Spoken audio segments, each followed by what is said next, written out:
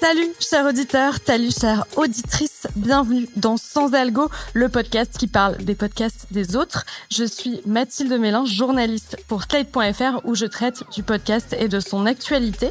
Je suis très heureuse d'enregistrer cet épisode en public à Marseille au festival La Claque, un tout jeune festival puisque c'est seulement la 2e édition. 2 jours de table ronde, de séances d'écoute, de masterclass et d'enregistrement en public ouverts à tous et à toutes gratuitement pour découvrir la scène audio marseillaise et le podcast en général. Pour en parler, j'accueille l'un des organisateurs de La Claque Podcast Party, Julien Kirsch. Bonjour Julien. Bonjour Mathilde. Qui êtes-vous Julien ? Que faites-vous dans la vie ? Est-ce que vous êtes un podcasteur marseillais ? Oui, j'ai été podcasteur, là j'en fais plus trop, mais j'ai fait tout un tas de podcasts et avant je travaillais dans une radio, donc j'étais animateur et chargé de projet.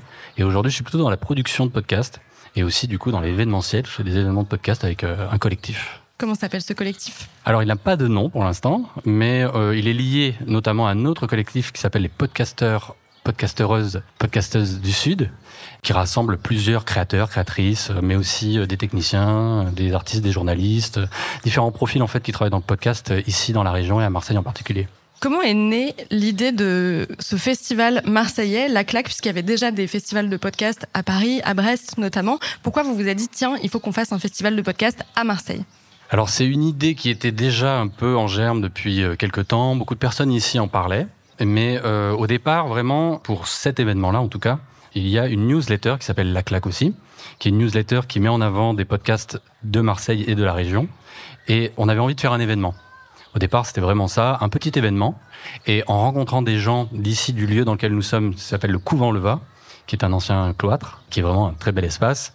On a rencontré la programmation, on leur a dit voilà nos envies, et ils nous ont proposé d'organiser cette soirée ici. Et ça nous a donné vraiment cette envie. On a rassemblé un collectif de travail et on en a parlé aussi avec le réseau des podcasteurs et des podcasteuses du Sud. Et c'est ça qui a lancé l'énergie de cette première édition qui était en août 2023. Donc cette première édition, c'était seulement une soirée. À quoi ça ressemblait ? C'était quoi la programmation ? Alors, la soirée, elle était composée de plusieurs éléments. Il y avait principalement des podcasts enregistrés en public, comme aujourd'hui, donc avec un grand plateau, une grande scène. Ça, c'était vraiment pour les podcasts qui nécessitaient plusieurs micros, plusieurs intervenants. Et puis le petit plateau sur lequel nous sommes maintenant, où là on est plutôt dans des podcasts plus confidentiels, ou en tout cas avec 2 micros, de l'interview directe. Et après des espaces d'écoute, donc des espaces pour les enfants, avec des programmes, enfants, différentes choses qui sont faites. Des podcasts qui s'appellent aussi Marseille en bande originale. Donc là, l'idée, c'est de faire entendre des podcasts qui parlent de la ville, qui sont peut-être plus de l'ordre du paysage sonore aussi. Et l'espace était vraiment orienté sur un esprit un peu détente. On s'assoit, on écoute, et on est dans un environnement comme ça, naturel, avec des arbres. L'idée, c'était vraiment de chiller. Voilà, on a aussi le silent podcast, donc c'est des casques, on déambule et on écoute des pièces là aussi plus contemplatives. Donc là, c'était un peu les différents spots. Et on a aussi le jardin au podcast, où là, c'est une déambulation où les gens peuvent, avec des QR codes, des petits panneaux, découvrir des nouveaux podcasts qui sont faits aussi dans le coin. Donc il y a un vrai lien entre la ligne éditoriale du festival et le lieu dans lequel vous l'organisez ? Quand on a su qu'on pouvait le faire ici, on a vraiment essayé de réfléchir comment on pouvait exploiter cet endroit et faire en sorte que les podcasts y trouvent leur place et que ça ait du sens. Ouais, tout à fait. Depuis tout à l'heure, vous dites « on ». C'est qui est derrière ce festival ? Alors, il y a une équipe de travail. Cette équipe de travail, elle rassemble une agence de communication qui s'appelle Dunk, une association autour de l'audiovisuel qui s'appelle Urban Prod, dans laquelle je travaille. Il y a un label de podcast qui s'appelle Clap Audio. Après, il y a des indépendants, des gens qui se lancent dans le podcast, l'association Les Mainteneurs notamment, avec Fatima, où il y a aussi cette année Laure Sari qui fait le podcast Simone t'emmène. Mais sur la première édition, il y avait aussi Clémentine Roux, qui a un podcast qui s'appelle Marseille Créative. Ce collectif a un peu bougé en fonction des disponibilités de chacun, des envies. Et on est très en lien, très en travail avec le réseau des podcasteurs du Sud, où là, comme je le disais tout à l'heure, c'est à peu près 120 personnes qui sont bénévoles, qui participent, qui donnent leurs idées. Et toute cette énergie-là fait ces 2 journées cette année de l'événement. C'est quoi la ligne éditoriale de La Claque ? Qu'est-ce que vous avez envie de raconter avec ce festival ? Alors, il y a une ligne éditoriale pour cet événement, mais globalement, l'idée de cet événement, c'était quand même de mettre en avant une scène locale et régionale. Ce qui est assez difficile pour les gens qui ne sont pas à Paris, dans un pays comme le nôtre qui est quand même très centralisé, c'est de se faire voir, de se faire entendre, de se faire remarquer. Même pour les gens qui travaillent par exemple plutôt dans la prestation, la communication, les entreprises ne savent pas qu'il y a des créateurs qui sont capables de faire des choses de qualité.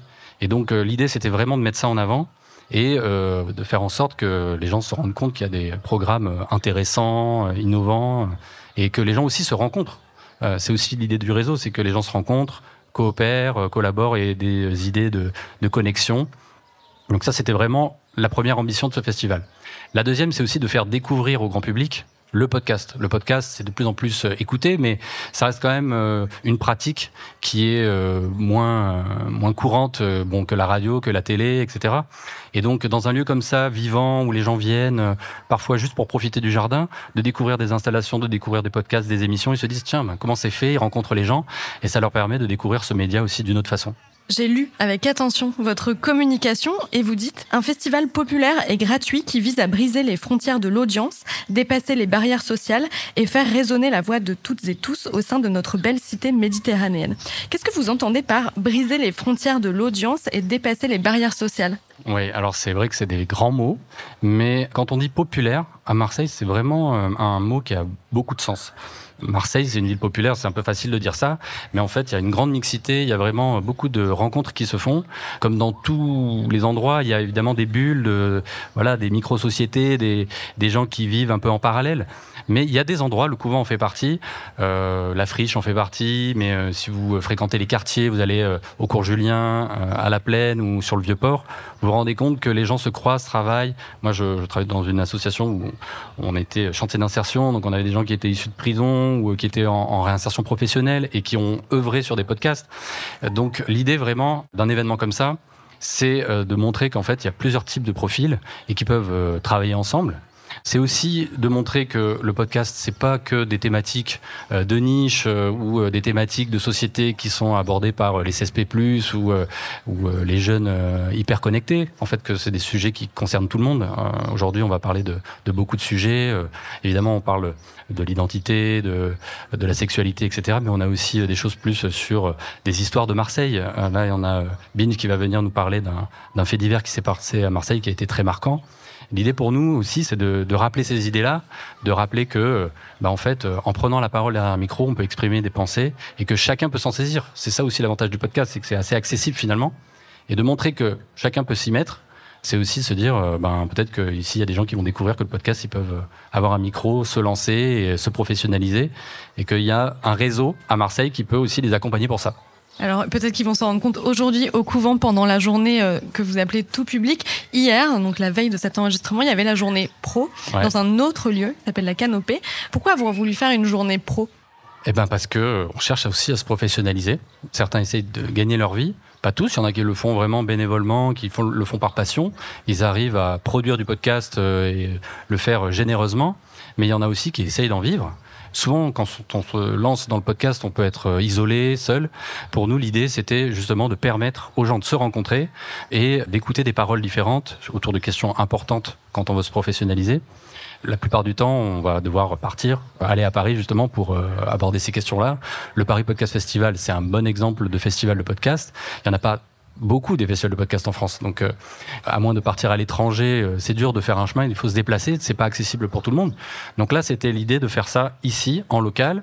Et hier, dans cette journée-là, on a eu beaucoup de gens qui sont du coin, qui ont pu justement accéder à cette journée, prendre la parole pour certains, s'exprimer, parce que ce sont aussi certains des experts qui peuvent comme ça transmettre des outils, et puis se rencontrer, et avoir de nouvelles opportunités.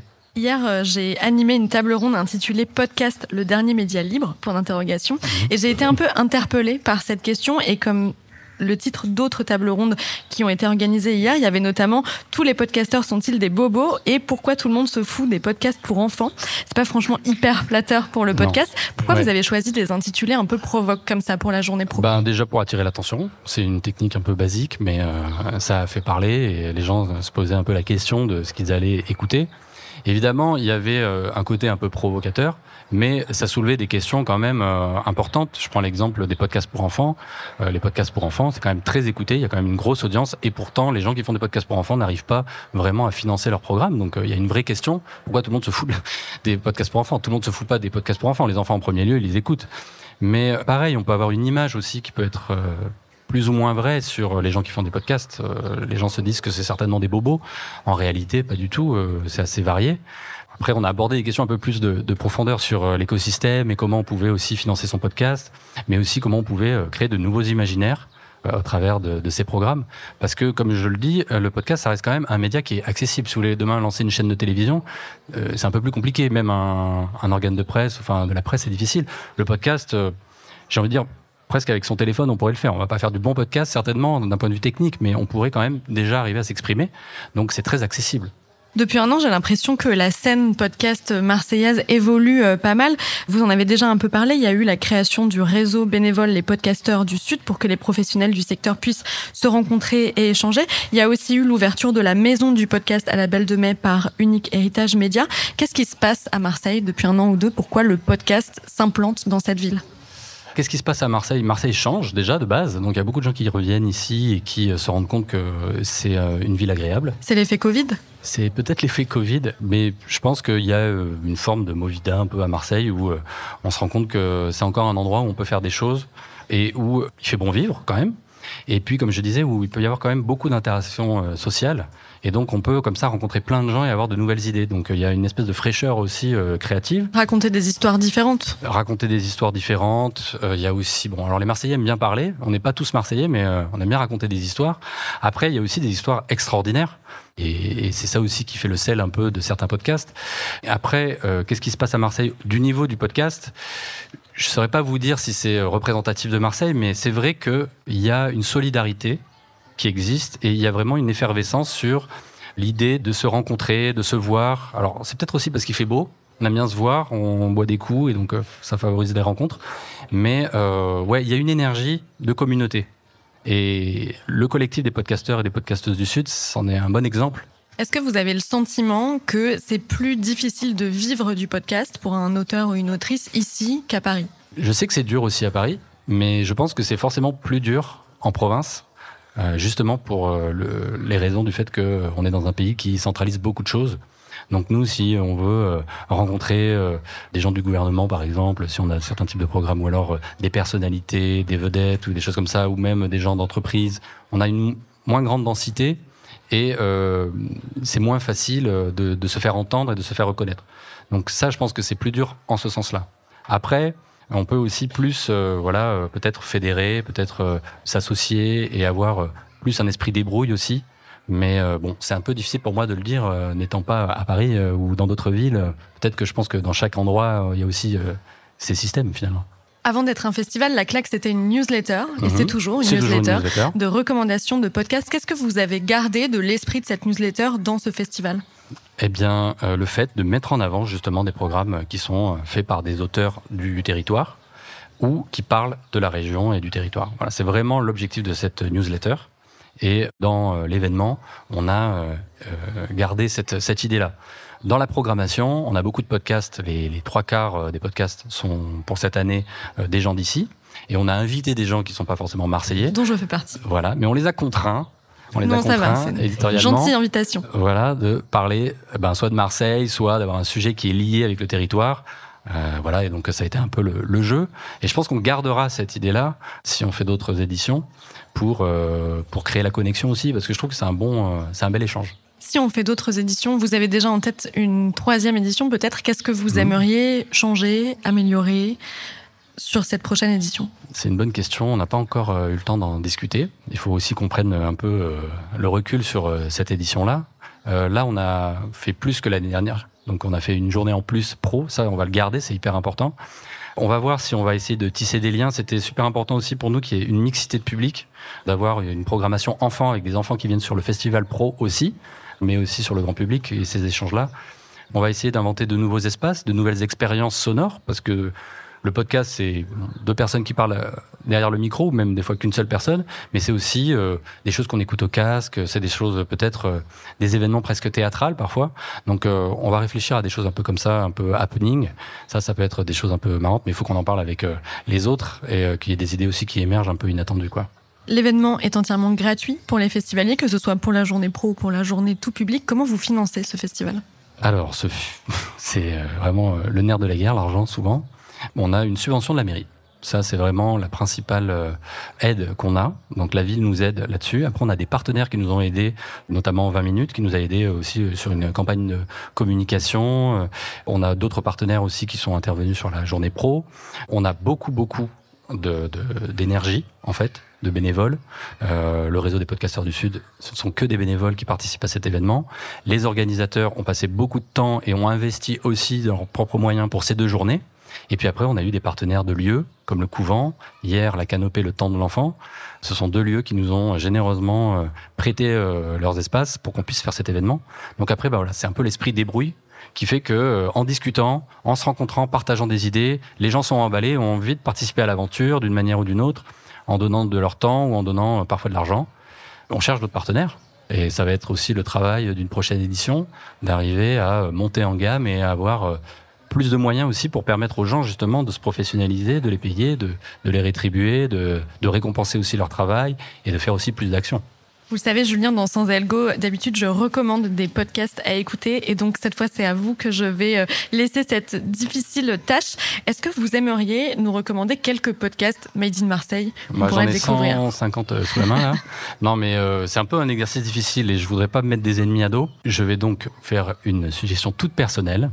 J'aime beaucoup un podcast qui s'appelle Qui a connu Lolita, qui a été une collaboration, donc qui date de quelques années déjà, qui est une collaboration entre une radio marseillaise qui s'appelle Radio Grenouille et Arte Radio, qui a été un programme conçu par Média Oudig et Anouk Bata. J'espère ne pas oublier des gens qui ont participé à ce programme. C'est une enquête sur une personne qui est morte dans un quartier de Marseille, qui est complètement aujourd'hui rénové, qui s'appelle République, le boulevard République.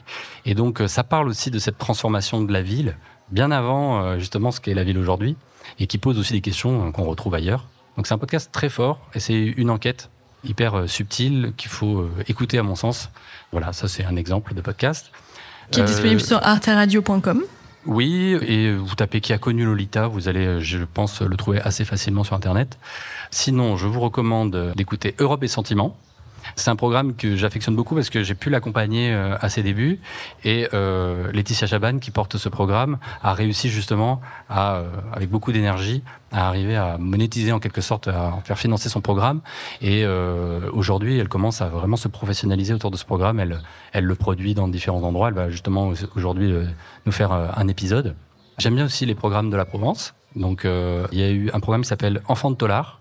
Et là, Cartel Nord, c'est la Provence qui vient de débuter sa 3e saison. Voilà, donc pour nous, par exemple, que des acteurs comme ça se mettent aujourd'hui à faire du podcast, c'est important, c'est pas forcément évident, et ils le font avec des gens d'ici aussi. Je veux pas être chauvin, mais c'est important aussi qu'il y ait ces connexions. C'est bien de travailler avec des gens de partout, mais voilà, c'est des auteurs d'ici, c'est des monteurs d'ici, et donc voilà, il y a ce travail qui est fait. C'est intéressant de les mettre en avant aussi. Et on peut trouver d'autres idées de podcasts à écouter dans la programmation du festival La Claque. Merci beaucoup, Julien, d'avoir répondu à mes questions. Je vous invite aussi à aller sur le site des podcasteurs du Sud pour en découvrir d'autres. On mettra le lien dans la description de l'épisode. Merci d'avoir écouté cet épisode de Sans Algo. S'il vous a plu, partagez-le autour de vous. Laissez-nous des étoiles, des commentaires sur votre plateforme d'écoute. Si vous cherchez d'autres podcasts à écouter en plus de ceux dans la programmation de ce festival, vous pouvez en retrouver sur Slate Audio, le site de recommandation de podcasts de Slate, et la newsletter bimensuel podcast et culture de Slate, également intitulé Sans Algo, que vous pouvez retrouver sur Kessel et sur slate.fr. Vous pouvez aussi jeter un œil à la programmation du festival et aux anciens épisodes de Sans Algo, dont certains recommandent des podcasts Made in Marseille. Je vous donne rendez-vous dans 15 jours pour un nouvel épisode de Sans Algo. Merci.